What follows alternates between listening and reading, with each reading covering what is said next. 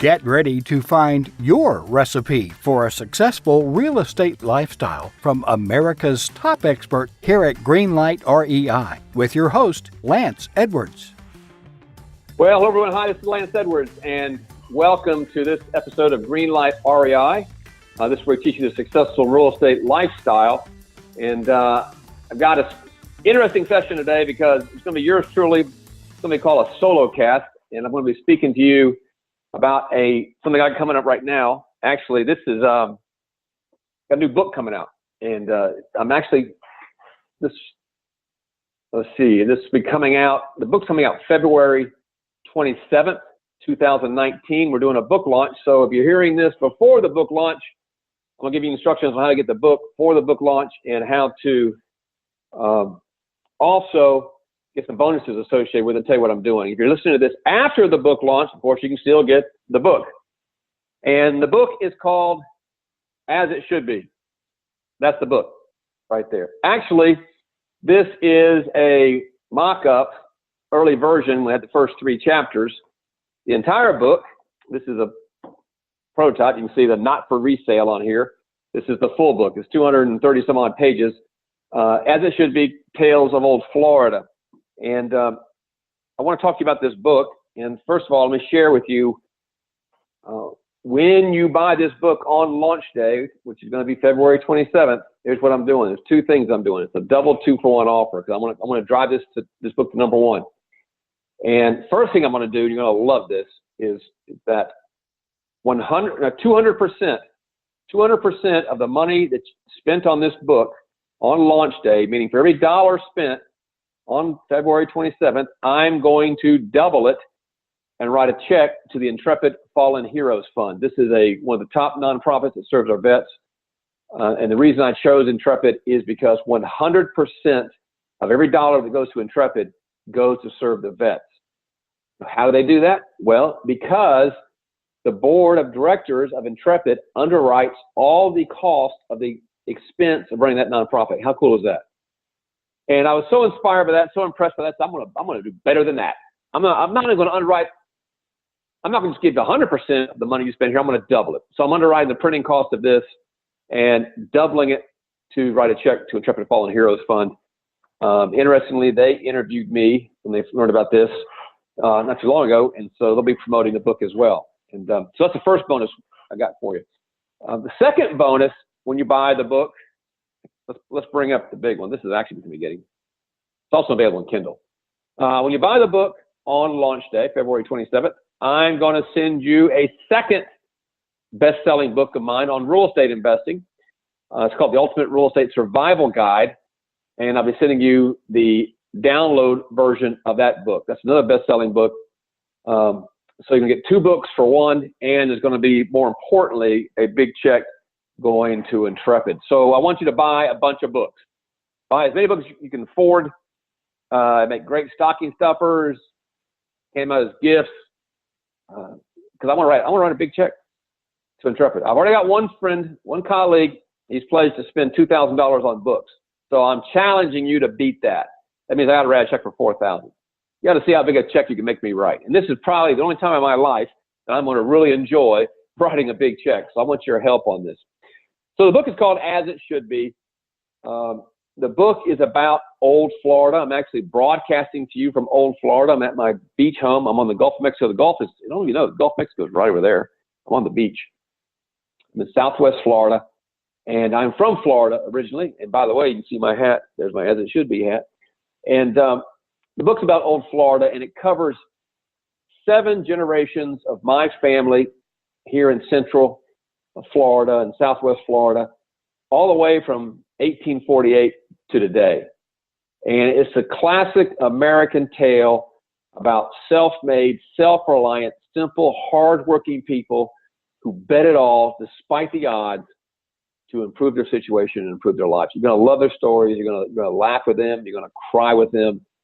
The book, I started writing it. We're in February of 2019 now. I started actually putting words to paper in May of last year. But I tell people that the book is 50 years in the making because it is my experiences growing up in Central Florida, and includes, everything I learned in that process. And I tell you what prompted it. Let me back up, I'm getting ahead of myself. So that's the book. It's about Old Florida. So one question is, what is Old Florida? Well, Old Florida is both a place and a time, a mindset, a philosophy, about the same things that my ancestors did. It's Old Florida is retaining that spirit, just hard work, self-reliance, betting it all, just going for it despite the odds. A simpler time. These are people who stand for the national anthem, wouldn't dare think about kneeling for the national anthem. They take care of their own, they take care of their families, and it's just the classic American story. And so that's Old Florida. Old Florida is not unique to Florida. It certainly exists all across this country. I can pick up many hundreds of communities, and many of you can relate. It's a simpler time. And so you can relate to this. And it's a time that I certainly knew growing up. It still exists.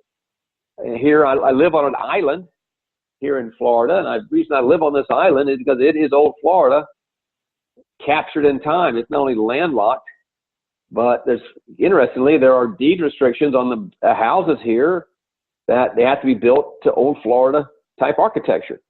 And it was developed, this area was developed by a gentleman named Dean Beckstead, and his brilliance, he preserved Old Florida by not letting it be overbuilt. And so that, give you a taste of Old Florida. Many of you, if you're listening to these podcasts and you've been following me, I know you're going to be able to relate to this. And the book is called As It Should Be, the title. And where the title came from, this was a favorite saying of my dad. Whenever we had, a great moment together or something happened that we really, appreciated the outcome, his response was, as it should be.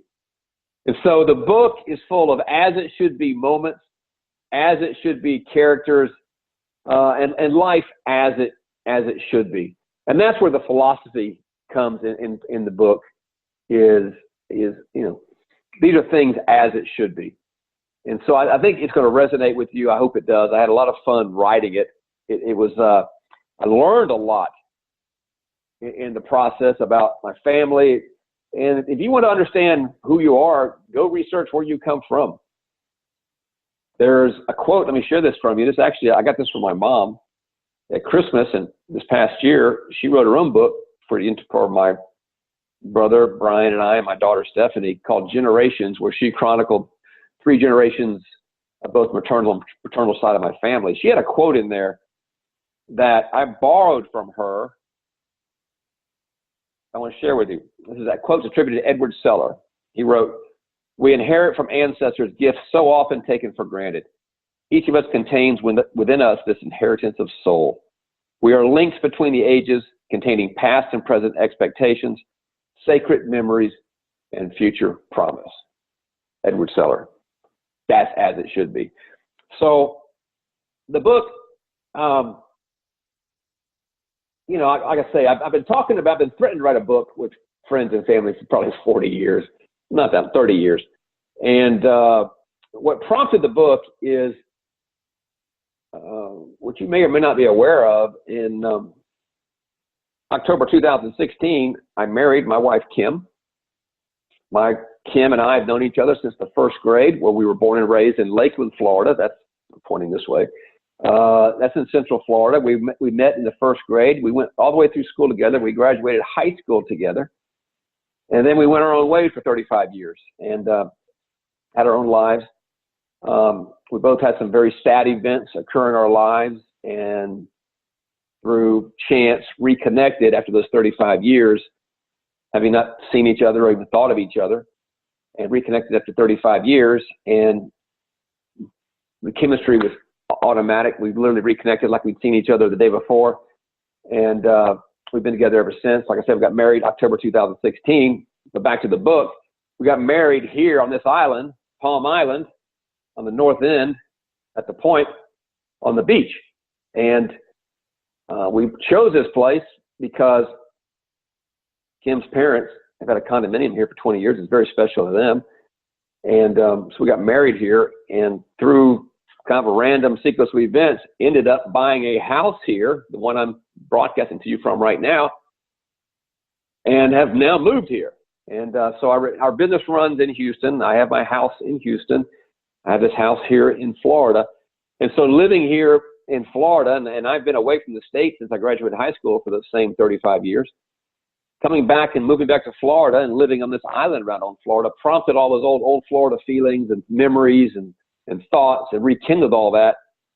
And that's what culminated in me last May of 2018, sitting down and saying, okay, I'm going to put this book together. And the book has evolved from what was going to be kind of a simple story about, some crazy guys doing stuff in Florida, to a deeper inner look of how everything is connected. The whole spirit of old Florida, how we can see that things that happened in the 20s and the 30s are just now having connections that they couldn't possibly know back then. Some of the things they were doing in the state of Florida that are now raising its head, and we're seeing the unintended consequences. It's a term I learned from my daughter, by the way, from college. And so that's how the book evolved. The book is broken down. It's got 10 chapters in it. It covers different themes, but within those themes are different vignettes. And these are vignettes based upon members of my family, again, going back 7 years. I mean, the first one, go back to 1848, my great-great-great-great-grandfather, James Alderman, in 1848, one of the first settlers south of the Alafaya River, which is north of here in Hillsborough County. This is back at a time when Florida was a wild frontier. I mean, it was as wild as the Wild West. You don't hear about it as much, but it was a Wild West. The Seminole Indian Wars were going on. There were army forts down here. There were army posts down here. They were fighting the Seminole Indian Wars. And actually, in 1842, Florida was not a state. It was a territory.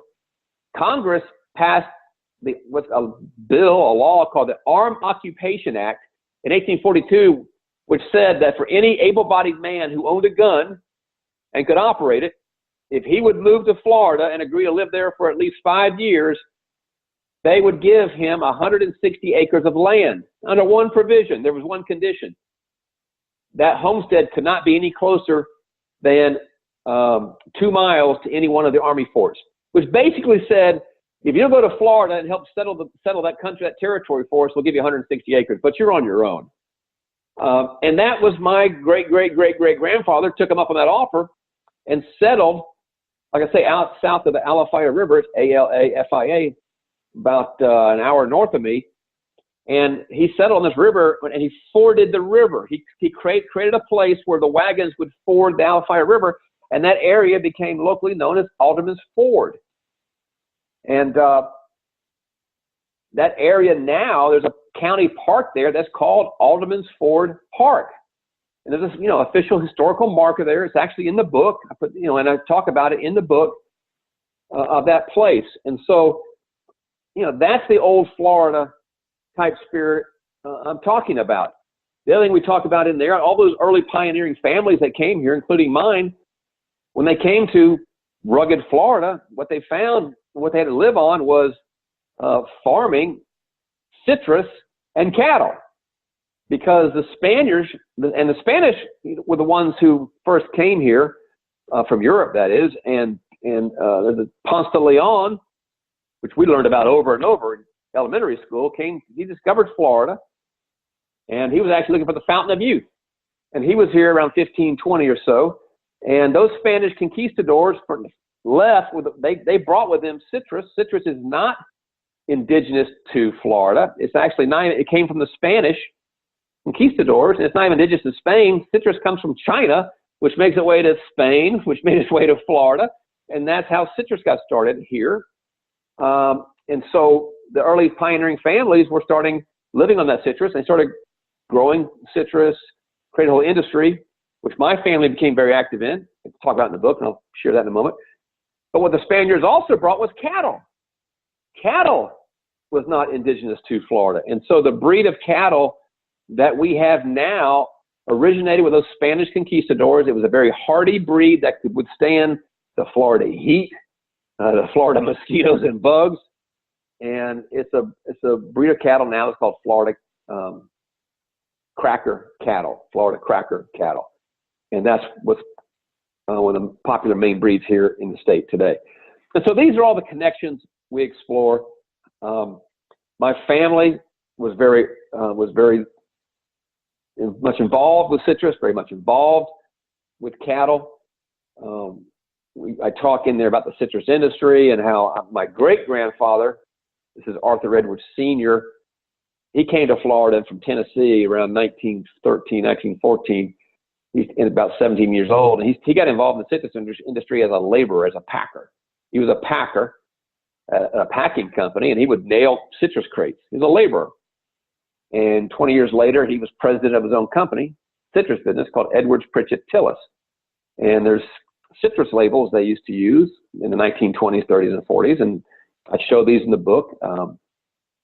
And it's a fascinating part of the citrus history.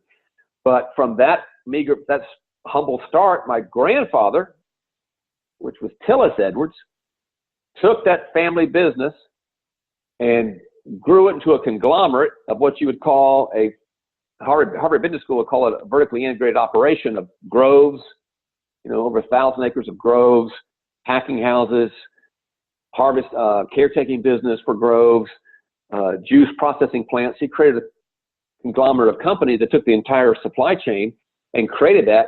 And he was a 20-year-old college dropout that got involved in the citrus business. He didn't know what a vertically integrated business operation was, but he just had brains and guts, and created that conglomerate, which became the family citrus business, and which he got involved. This would be about 1937. 30 years later, 1967, he was appointed by the governor of the state of Florida, Claude Kirk, to join the Florida Citrus Commission to be one of the stewards over the entire industry. And so that's an as-it-should-be story. Here's a man, 20-year-old college dropout. He dropped out of college in the middle of the Depression because he had to help the family with a family small citrus business. And from there, grew it until we became a steward. Had no formal education, none, zero. And to really tell you the story, that was 1967. 1968, Disney World announces they're coming to Orlando. This is after secretly acquiring the rights to buy up all the land around Orlando. And the Florida Citrus Commission, which my grandfather was a member of, he was one of the members that was instrumental in securing a contract with Disney that allowed Disney allowed Florida citrus growers to have a storefront, a stand. I hate to call it a stand. It wasn't a stand, but there was actually a formal place in Disney where you would buy Florida orange juice. And it was right near where you go into Adventureland, right near Swiss Family Robinson's treehouse. The stand's not there anymore. But Disney created a character called Orange Bird, which is the only character found inside of a Disney park that is not in a Disney movie. They created this character, Orange Bird, which has and actually the character is now back in the park. They had a big head, shaped like an orange, and it's called Orange Bird. And it's there because of the efforts of men like my grandfather. And again, as it should be, old Florida, self-made, self-reliant, hardworking, just, bet it all type odds. Matter of fact, I'll tell you in 1969, that's when that deal was signed, October 22nd. And it was signed in October. Christmas that year, when I was 8 years old, Christmas Day, 1969, my grandfather gave me a Mickey Mouse watch that Roy Disney gave him because of his involvement in that alliance between Disney World and the Florida Citrus Commission. So that's those are as it should be moments. And it's many stories like that or prompted. Some of the other themes in the book I'll share with you right now. Let's look at it right here. And it's not just about the men of Old Florida, it's also about the women. I've got one chapter devoted to the Grande Dame, which was my grandmother, who was everything classic about Old Florida. There's a chapter about Lakeland. This is the city where I grew up, and it started 1882, became the citrus capital of the world. Lakeland did. Matter of fact, the county, Polk County, at one point grew more citrus than the entire state of California. It's not true anymore because that industry has largely changed. Matter of fact, the reason I'm not in the citrus industry, I had 3 generations on the Edwards side of my family. 3 generations were in the citrus business. We had the family citrus business. It was my great-grandfather, my grandfather, my father, my uncles. So when I was growing up as the oldest of the 4th generation, you know, that's all I saw was citrus. And so when I was about 15 years old, I talk about this in the book, the Grande Dame, my grandmother, Nana, he said, son, what do you want to do when you grow up? I said, well, Nana, I guess I'm going to go in the family citrus business, where everybody else does. And she said, nope, you can do anything you want to do, son, but you're not doing that. There'll be no more Edwards in citrus. And she just closed the door. She closed the door. There's no one in my generation that went into the family citrus business. And to her credit, she could see the change coming. What was going to happen to the industry in the state of Florida. And for that reason, I am not in citrus. I'm here speaking to you every other podcast session about real estate. And so that's why that, and so you can go back and I talk about the connections in the book. You can see the connections, how things happen. There's another chapter in here called Bone Valley Gold. And there's a mineral here that's mined in Central Florida. You may not be aware of this. It's called phosphate. Phosphate is used to make fertilizer, which in Central Florida is like the top producer of phosphate for the entire world. Without phosphate, we wouldn't have fertilizer. We wouldn't have crop production we have now. We'd have a problem. And phosphate was discovered by those early pioneering families. And we talk about how that came about and how the connections between phosphate and my wife's father-in-law and the train transportation of rail transportation and fishing for something called snook actually all conspired. That's what led my wife and I being together. That's what led to this house being together. So again, it's about the connections. And another part in here is called the code. And that's where I speak about, you know, what is the simple code that I learned in old Florida and that, you know, I'm sure you were taught as well. And it's the small set of rules that we need to live by to keep everything in balance. That's what keeps us in balance with each other. That's what keeps us in balance with the land. Because there's one thing about old Florida that was stressed over and over to me and exemplified over to me. You have to respect 3 things. You need to respect other men. You need to respect the traditions. And you better respect the land. Meaning we better take care of the land. And that came home full circle this past summer. I was in the middle of writing this book. And I had designed it for 9 chapters. And there's a 10th chapter that was added, was not part of the original design because of what happened this past summer with what I call the wildlife massacre of 2018.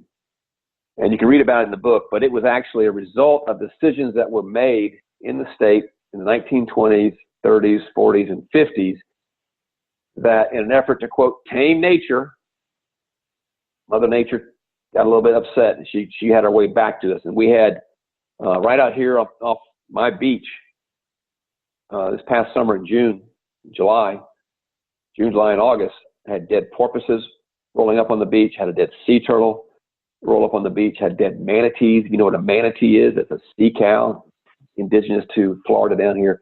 These were big mammals that were dying because the water was poisoned.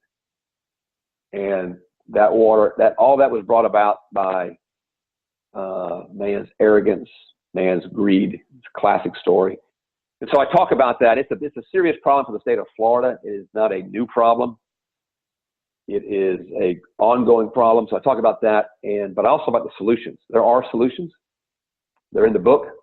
And I tie it all together. How everything's connected. How the decisions we made nearly 100 years ago are coming back to haunt us today. And we were giving ample warning.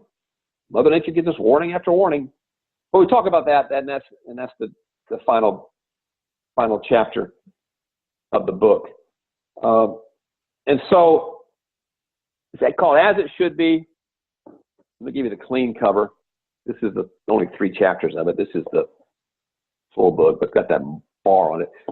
As It Should Be, Tales of Old Florida. If you listen to this before launch day, on February 27th, I want you to go to if you're on my mailing list, by the way, you'll be getting plenty of advance notice. You'll be getting, if you're on my social media, you'll be getting notices on my social media. You'll be getting notices via email about how to buy this book. And if nothing else, on February 27th, I want you to go to Amazon and buy the book, paperback or Kindle.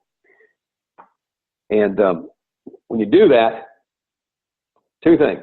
Number one, remember I said for every dollar that's spent on this book on February 27th, I am going to double it, the gross receipts that are paid to, you take the gross receipts that are paid to Amazon. When I get the record of that, I'm going to double that amount, and I'm going to write a check to the Intrepid Fallen Heroes Fund.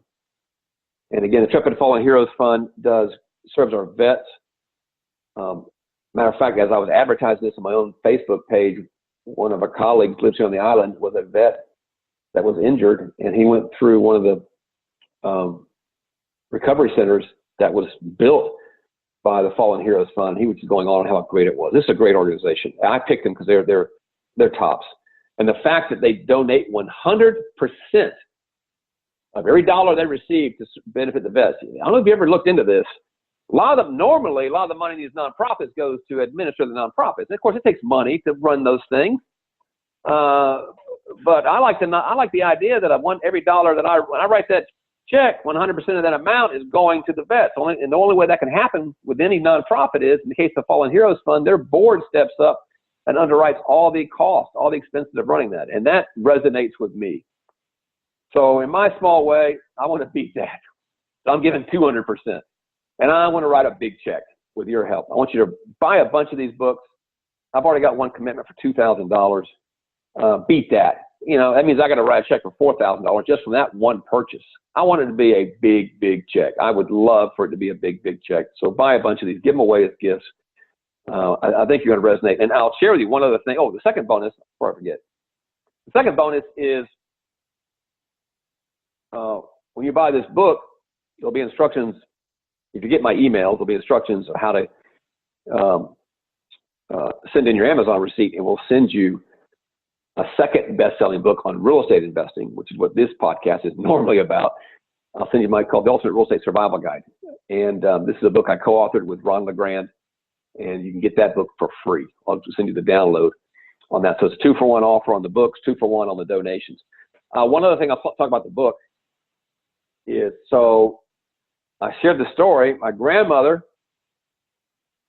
pushed me out of the citrus business. That was not even an option for me. I ended up going into engineering thanks to the influence of her husband, my step-grandfather, which I talk about in the book. He was a chemical engineer, and because of his influence, I went into chemical engineering, spent 20 years in chemical engineering. And in the book, I tell the story of what prompted me to ultimately end up going into real estate. Now I'm going to make you read the book on that one. But for those of you that have worked for someone else or are working for someone else in a corporate environment or any kind of other environment, I think you'll resonate with this story. What I went through, this kind of stuff they tried to pull on me, and really, really why I'm here speaking to you right now, totally, financially independent on my own. So, read the book about that. It's going to resonate with you. I hope all the stories resonate with you. I put everything I had into this book. So I think, knowing who likes to listen to my podcast, and if you follow me, I believe you're going to be able to relate to it in your own life and be able to see your own old Florida, your own as it should be moments in this book. So we're going to wrap it up here. So the book is coming out February 27th. If you're listening to this beforehand, mark that down on your calendar. Mark it on your calendar. Go buy it. Don't buy it beforehand. February 27th, 2019. You can do the Kindle or the paperback. Buy as many as you can dare see fit, because I want to double those gross receipts and write a check to the Intrepid Fallen Heroes Fund. And then also I've got the 2-for-1 book offer on the bonus as well. But I would say this, even if you're not interested in the book, buy the Kindle. Make me write a check. You're going to make me, but anyway, you know where I'm coming from. Go get the book. And so with that, look forward. Now, if you listen to this after February 27, 2019, then go get the book. It'll still be on Amazon. All right, everyone, this is Lance Edwards. This week's episode of Greenlight REI, where we teach you the successful real estate lifestyle. To hear this archive, go to greenlightreinvesting.com, greenlightreinvesting.com. Got all our archives, all our past podcasts, hear about real estate investing, everything associated with real estate investing, about how to create for yourself a successful real estate lifestyle. And until next session, Lance Edwards, take care. You've been listening to The Expert with Lance Edwards. Let us now blatantly and shamelessly bribe you toward creating your own real estate lifestyle by offering you a whole bunch of free stuff. Go to greenlightreinvesting.com and get you some free stuff and this session's show notes.